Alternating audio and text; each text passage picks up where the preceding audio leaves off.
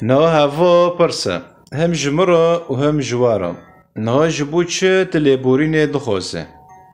کی جان مروفان لیبورین دخوازه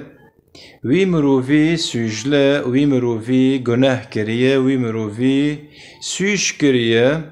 هاو کسا لیبورین دخوازه جه کسی در را اره اجار مروفی سوجله هاو لیبورینه دخوازه یعنی مثلا بیشن خیرت دبیا خودان جمرا ببورینه ها اجار خیاده که کتا شاشتیک به حقی خوده کریه حتی نی کتا لیبورینش خوده دخوازه توی گوتنه بیسی خوده دکه اره بس و مثلا جبو چیه از حوالدم نه سبه حتی واری ام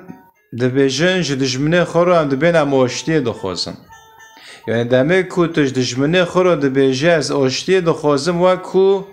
تب دجمنه خورا دبیجه جمرا ببورینه کو من به حقیقت سوش کریه لی هوا ایته لی برواشکی و گرک دجمنی تا واره آشتی بخوازه دجمنی تا گرک واره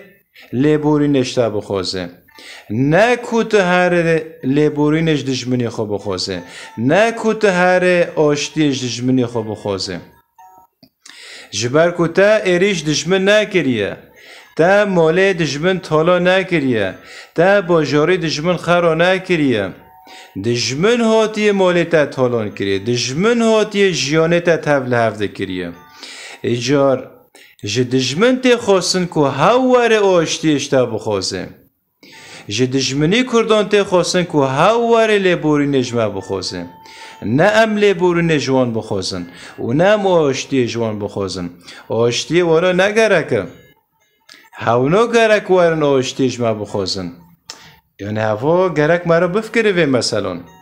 مروفی سوجله هوا لیبورین دخوازه هوا آشتی دخوازه ایجار ام کرد نه سوجله نه ما به حقی به موفی دجمنه خوش آشتی نکریه و منه چی مول و عردی وانا طالا نکریه هوانا سرمده هاتنه وان جیانه ما ولاتی ما گلی ما ملتی ما طالان کریه اجارش دجمنه کردان تی خواستن که هوانا ورن آشتی اجمع بخواستن جناوشین دا کردو خواب نفس بچیک ما بینه بلا دجمنی کردان واره لیبورینه و آشتی جمع بخوازن کرد بن سر بلند بن